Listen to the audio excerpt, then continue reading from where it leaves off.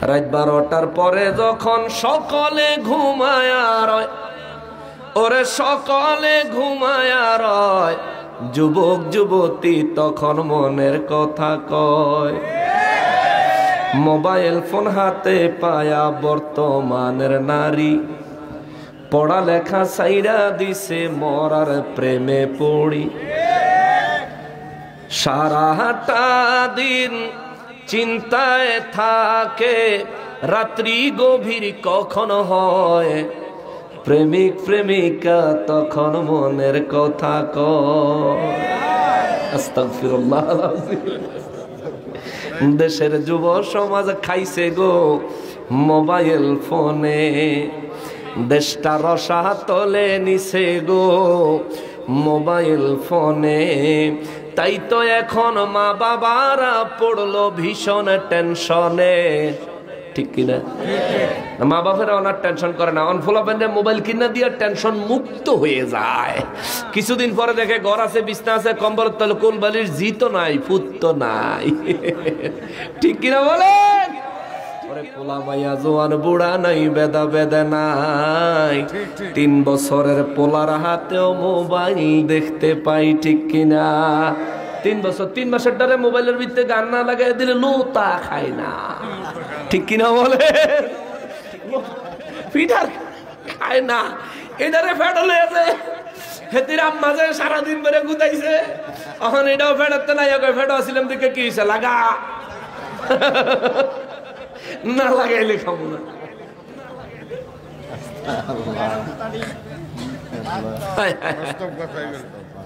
এগুলি বাস্তবতা, শুনলে তো খারাপ লাগবে।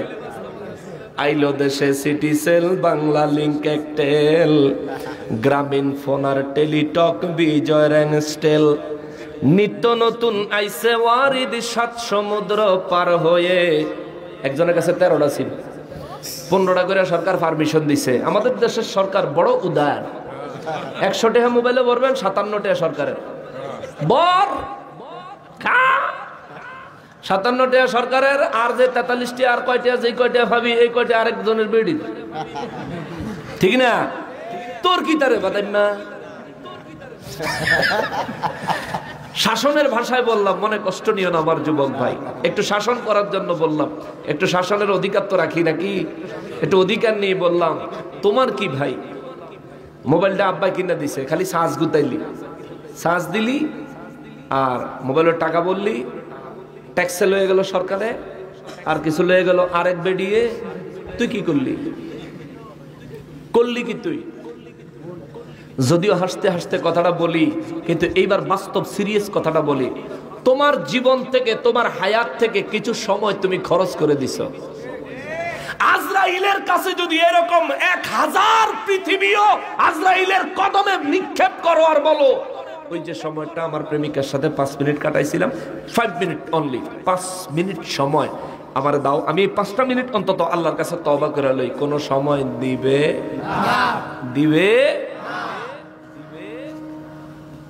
এটা বিশ্বাস করেন তো ভাই? সময় নষ্ট করেন না। হাদিসে মুবারকের মধ্যে নূর নবী রাহমাতুল লিল আলামিন বলেন, বুখারী শরীফের সহিহ সনদের হাদিস, দুনিয়ার মধ্যে যে যুবক যৌবন বয়স আল্লাহর ইবাদতে কাটায়, নবী বলেন ওই যুবকের আল্লাহ আরশে আজিমের ছায়ায় ডান পাশে জায়গা দিবে। সুবহানাল্লাহ। দুনিয়ার মধ্যে যে যুবক কারো সাথে বন্ধুত্ব করে আল্লাহ সন্তুষ্টির জন্য, কারো সঙ্গে দুশ্মনী করে আল্লাহ সন্তুষ্টির জন্য, আমার নবী বলেন ওই যুবকেরও আমার আল্লাহ আরশে আজিমের ডান পাশে আরশের ছায়ায় জায়গা দিবে।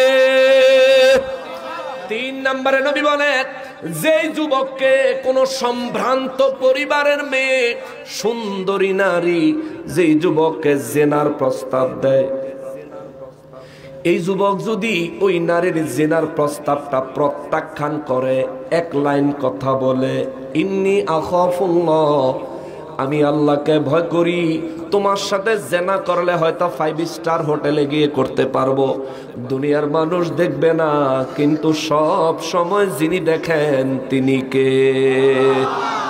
এই আল্লাহকে আমি ভয় করি, এই কথা বলে যে ব্যক্তি সুন্দরী সম্ভ্রান্ত পরিবারের নারীর জিনার প্রস্তাবকে প্রত্যাখ্যান করতে পারবে, নবী বলেন এই যুবককেও আমার আল্লাহ আরশে আজিমের ডান পাশে আরশের ছায়ায় জায়গা দিবে।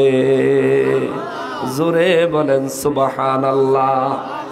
তিনটা চান্স তোমারে দেখায় দিলাম, তিনটা চান্স, আরেকটা আছে বলবো, চারটা পথ। যেই যুবক ফজরের নামাজ আদায় করার পরে জোহরের নামাজ আদায় করবে এই নিয়ত করে মসজিদ থেকে বের হয়, যেখানেই থাকবে জামাতে নামাজ আদায় করবে এই নিয়ত যে যুবক অন্তরে নিয়ে মসজিদ থেকে বের হয়, নবী বলেন এই যুবকের আমার আল্লাহ আরশ আজিমের ডান পাশে ছায়ার মধ্যে জায়গা দিবে। সুবহানাল্লাহ। ও যুবক, যৌবনকালে ইবাদত করিও, আরশ আজিমের ডান পাশে ছায়ার মধ্যে জায়গা পাইবা, তবে মর্যাদা হবে 4th ক্লাস, 4 নাম্বার ক্লাসের মর্যাদা। যেমন আজকে এই জায়গায় আমারে বসাইছেন, এখানে কেউ যদি ইচ্ছা করে বসতে পারবেন ফ্লোরে, কেউ যদি ইচ্ছা করেন বসতে পারবেন সামনে, কেউ যদি ইচ্ছা করেন বসতে পারবেন প্যান্ডেলের বাইরে, কেউ যদি ইচ্ছা করেন দাঁড়ায় থাকতে পারবেন প্যান্ডেলের বাইরে। এখানে যার যার অবস্থান অনুযায়ী মর্যাদা। আমার নবী বলেন যে যুবক সারা জীবন আল্লাহর ইবাদত করবে আমার আল্লাহ ওই যুবকে আরশ আজিমের ডান পাশে জায়গা দিবে। সেই জায়গাটা যদি হয় 4র্থতম, সেই জায়গাটা যদি হয় 4 নাম্বার। নবী বলেন এই যুবক যদি নামাজে ফজরের নামাজের পর জোহরের নামাজের জন্য অন্তরটা মসজিদে রেখে দেহটা লইয়া বের হয়ে যায়, জোহরের নামাজের পরে অন্তরটা আসরের নামাজের জন্য মসজিদে রেখে দেহটা নিয়ে বের হয়ে যায়, মাগরিব এশার নামাজের জন্য যদি ঠিক একই কাজ করে, আমার নবী বলেন এই উম্মতেরও আল্লাহর আরশ আজিমের ডান পাশে জায়গা দিবে, তবে মর্যাদা হবে 3য়। সুবহানাল্লাহ। নবী রাহমাতুল লিল আলামিন বলেন যে যুবক কারোর সাথে বন্ধুত্ব করে আল্লাহ সন্তুষ্টির জন্য, কারো সঙ্গে দুশ্মনী করে আল্লাহ সন্তুষ্টির জন্য, এই যুবকেরও আমার আল্লাহ আরশ আজিমের ডান পাশে জায়গা দিবে। 3টা গুণ যার ভিতরে পাওয়া যাবে তার মর্যাদা হবে 2য় নম্বর। আমার নবী বলেন 1 নম্বরে ওই যুবকের মর্যাদা আমার আল্লাহ দিবেন যে যুবক সুন্দরী সম্ভ্রান্ত পরিবারের নারীর জিনার আহ্বানকে আল্লাহর ভয়ে প্রত্যাখ্যান করে, এই যুবকের আমার আল্লাহ দিবেন একেবারে 1st ক্লাস মর্যাদা। চিৎকার দিয়া বলেন সুবহানাল্লাহ। আমার যুবক ভাইয়েরা রে, 2টা হাত জোড় করে রে ভাই, তোমার বাবা যেদিন এই দুনিয়ায় জন্মগ্রহণ করেছিল, তোমার বাবার জন্মদিনে বয়স ছিল দুনিয়ার হায়াতের বছর 1 দিন, দুনিয়ার হায়াতের বয়স 1 দিন। তোমার দাদা যেদিন এই জমিনের জন্মগ্রহণ করেছিল, ভূমিষ্ঠ হয়েছিল, তোমার দাদারও এই দুনিয়ার হায়াতের বয়স ছিল 1 দিন। তুমি যেদিন দুনিয়ায় তোমার মায়ের গর্ভ থেকে জন্মগ্রহণ করেছ, সেদিন তোমারও হায়াতের বয়স হলো 1 দিন। কিন্তু তুমি দেখো তোমার দাদা যেদিন মারা গেছে, তোমার বাবা যদি বেঁচে থাকে, তোমার বাবার হিসাব বাদ, তোমার দাদার বাবা যেদিন মারা গেছে, তোমার দাদার বাবার বয়স আর তোমার দাদার বয়স মিলাইয়া দেখো। তোমার বাবা যদি মারা যায় থাকে, তোমার দাদার বয়স আর তোমার বাবার বয়স মিলাইয়া দেখো। জন্মদিনের দিন তোমার বাবার বয়স 1 দিন, তোমার দাদার বয়স 1 দিন, কিন্তু মৃত্যুর দিনে তোমার দাদার বয়সের সমান তোমার বাবার বয়স না।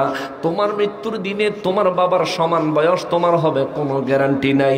তার চাইতে বেশিও হতে পারে, কমও হতে পারে, আবার একেবারেও কম হতে পারে। কথা বলেন ঠিক কিনা? ওরে 30 বছর বয়স তোমার ভাবছো মনে মনে, 60 বছরের বাবা থাকতে তুমি মরবা কেনে? 60 ওরে নাই গ্যারান্টি সামনে তুমি, নাই গ্যারান্টি সামনে তুমি বাঁচবে 1 second. Oh my dear friend, ওই বুঝি তোরাইলো ও আরেন, ঠিক কিনা? আল্লাহ কয় মউত মানুষের ঘাড়ের সাহা রগের চাইতে আরো কাছে। আল্লাহু আকবার। মউত মানুষের ঘাড়ের সাহা রগের চাইতেও আরো কাছে। আর আমরা আশা করি বাঁচবো, অনেক অনেক বাঁচবো। ফায়দা নাই, কোনো ফায়দা নাই, কোনো ফায়দা নাই রে ভাই। ওরে দুনিয়া দুনিয়া বলে করো কিসের ভাবনা, দুনিয়া দুনিয়া বলে করো কিসের ভাবনা, দুনিয়া তো দূরের কথা আমিও আমার না, দুনিয়া তো দূরের কথা আমিও আমার না। ঠিক কিনা বলেন? আমি কি আমার? এই দেহ কে বানাইছে? দেহের ভিতরে রুহু কে দিছে? বাঁচায় রাখছে কে? হায়াতে রাখছেন কে? রিজিক দেয় কে? মৌত দিবেন কে? দুনিয়া কার? আলো কার? বাতাস কার? আমি কি? আমি আমার না। দুনিয়া তো দূরের কথা আমিও আমার না, দুনিয়া তো দূরের কথা তুমিও তোমার না। ওরে আজকে তোমার তো না, কালেলে আখিরি ঘুম, সব ক্ষমতা হারিয়ে যাবে, নামের আগে লিখবে তোমায় মরহুম। জনাবে থেকে মরহুম হতে, ওরে জনাবে থেকে মরহুম হতে এক সেকেন্ড লাগে না, দুনিয়া তো দূরের কথা আমিও আমার না, দুনিয়া তো দূরের কথা আমিও আমার না। ওরে কত সম্পদ করছো কামাই আমার আমার বলে, সব সম্পদ ছেড়ে একদিন যেতে হবে চলে, মরণ কিন্তু আসবেই একদিন। এ দৌলতপুরের মানুষ, এরা কুমিল্লার মানুষ, যত দুনিয়ার যত বড় আশাই করো না কেন, ওরে মরণ কিন্তু আসবেই একদিন, ওরে মরণ কিন্তু আসবেই একদিন, না করলেও কামনা, দুনিয়া তো দূরের কথা আমিও আমার না, দুনিয়া তো দূরের কথা আমিও আমার না, দুনিয়া দুনিয়া বলে করো কিসের ভাবনা, দুনিয়া দুনিয়া বলে করো কিসের ভাবনা, দুনিয়া তো দূরের কথা আমিও আমার না। ইয়া রাব্বে কারীম, আমাদেরকে হিদায়াতে কামেলা নসিব করে দাও আল্লাহ, আমাদেরকে ওলি আল্লাহদের পথ মত দান করে দাও আল্লাহ, আমাদেরকে নূর নবীর দিদার দিয়ে ধন্য করে দাও, হাসরের ময়দানে আরশ আজিমের ডান পাশে আমাদেরকে জায়গা করে দিও, জীবনের গুনাহগুলি আল্লাহ মাফ করে দাও। তুমি যদি মাফ না করো আল্লাহ মোদের, বলো তোমার বান্দা যাবো কার দারে, আদর কো রিয়া মানুষ আল্লাহ বানায়া, কেমনে দিবা জাহান্নামে ফেলিয়া। আল্লাহ তোমার জাহান্নাম থেকে পানা চাই, আমাদেরকে জাহান্নাম থেকে হেফাজত করো। বয়ান অনেক লম্বা হয়ে গেছে, শেষ করে দিচ্ছি। লা মাকতুআতি ওয়ালা মামনুআ, আল্লাহ কয় সেখানে ফল খাবে, শরবত খাবে, শরাব খাবে, সব খাইতে থাকবে, কোনো কিছুর নির্ধারিত পরিমাণ নাই, শেষ হওয়ার কোনো সুযোগ নাই, কোনো কিচ্ছু খাইতে মানা নাই। সুবহানাল্লাহ। সাহাবায়ে কেরাম বলেন, হুজুর যদি আকাশে পাখি উড়ে যায় আর যদি আমার পাখির গোশত খাইতে মনে চায়, নবী বললেন তোমার মুখে বলা লাগবে না, দিলে ইচ্ছা হয়েছে তোমার সামনে প্লেট চলে আসবে, উড়ন্ত পাখিটা প্লেটে পড়ে যাবে, সাথে সাথে ফ্রাই হয়ে যাবে। সুবহানাল্লাহ। তুমি যদি কাবাব খাইতে পছন্দ করো, কাবাব হবে। যদি আলু দিয়া তরকারি ঝোল বানায় খাইতে চাও, ঝোল হইয়া যাইব। যেমন তোমার মনে চাইছে তেমন তৈরি হয়ে যাবে, তুমি খাবা। খাওয়ার শেষে পাখির হাড্ডির থেকে একটা হাড্ডি তুমি ফেলে দিবা, আবার পুনরায় নতুন পাখি হয়ে উড়ে চলে যাবে। আল্লাহু আকবার। হুজুর ফল যে খাবো শেষ হবে না, নবী বলেন একটা ফল ধরে টান দিবা, ওই একটা ফলের জায়গায় সাথে সাথে দুইটা ফল বের হয়ে আসবে। এই জন্য আল্লাহ কালা মাকতুয়া, ওই ফলগুলো কখনোই শেষ হবে না, ওই নিয়ামত কখনো শেষ হবে না। ওয়ালা মামনুআ, ওই ফলের থেকে কোনো ফল খাওয়া আমি আল্লাহ নিষেধ করব না। দুনিয়ায় তো কিছু ফল হালাল, কিছু ফল হারাম আছে না? হারাম মানে নিষেধ। দুনিয়ায় কিছু ফল আল্লাহ হালাল করেছেন, কিছু হারাম করেছেন। কিন্তু জান্নাতের মধ্যে আপনি যা দেখবেন, রব্বুল ইজ্জাত বলেন ওয়ালা মামনুআ, কোনো নিষেধ নাই, যেটা ইচ্ছা খাইবা। সুবহানাল্লাহ। কারণ জান্নাতের কোনো জিনিস আমাদের ক্ষতি করবে এমন কোনো বিষয় নাই। দুনিয়ায় এমন বহু জিনিস আছে যেটা আমাদের ক্ষতি করবে। এখন একটা প্রশ্ন আসতে পারে, হুজুর দুনিয়ায় এমন ফল আল্লাহ কেন দিলে যেটা আমরা খাইলে ক্ষতি হবে? এটা কি লিখে দিছে? কারণ হইলো দুনিয়ার তো শুধু আল্লাহ আমগরে একলা পাঠায় নাই, 18,000 মাখলুকত পাঠাইছে। কিছু রিজিক আমার জন্য, কিছু রিজিক ওদের জন্য। পশুর রিজিক আর আমার রিজিক তো এক না। যে রিজিক পশু খাইতে পারবে, এই রিজিকের মধ্যে অনেক রিজিক আছে যেগুলো আমার দেহের জন্য ক্ষতিকর, এর লিগে আল্লাহ নিষেধ করছে। এটা আমার উপকারের লিগে। মিয়া ডায়াবেটিসের রুগিয়ে ডায়াবেটিক্সের ডাক্তার দেখাইয়া বাইতাইয়া ডাক্তারের বকে, কারণ ডাক্তার কইছে দুপুরে 1 কাপ ভাত। কেন ডাক্তারে এই কথা যে কইয়া দিছে, বেড়ার ফুতে যেন ডাক্তার তো হইন নাই, তখন তো গড়াইয়া বাহে খাইতে বইলে ফুতের সামনে বইয়া থাকে 1 কাপ ভাত। কই রেডির ভিতরে দেশ তো দাঁতের হেরাতে আটকাই থাকবো না, ডাক্তারও যা কইছে তা 1 কাপ ভাত। তোর এই যে ডাক্তারে কইছে 1 কাপ ভাত খাইতো কি লিগা? তার নিজের উপকারের লেগেই তো। আল্লাহ করে যে খাবার হালাল হারাম করছেন এটা আমাদের উপকারের জন্য, কিন্তু আমরা মজা লাগে না। ইয়াব্বা ট্যাবলেট আল্লাহ আমাদের লেগে হারাম করছে, এটা আমাদের ক্ষতি।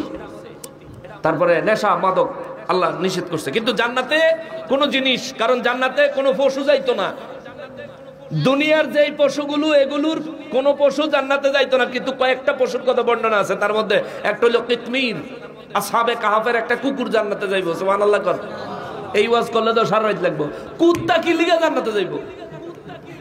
কোরআনে কুকুরের কথা আল্লাহ বলেছেন, কুকুর জান্নাতে যাবে কেন? 7 জন আল্লাহর প্রিয় বান্দার সাথে থাকার কারণে। এটি সুবহানাল্লাহ করেন, আরো জোরে কন্যা। বাবা দিল কলব কি মরে গেছে?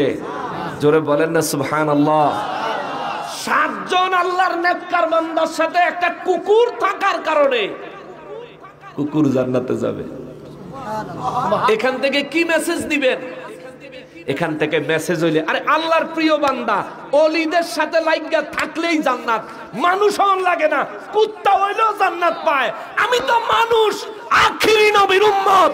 ইনশাআল্লাহুল আজিজ আল্লাহ আমাকেও কবুল করবেন। কথা বলেন ঠিক কিনা?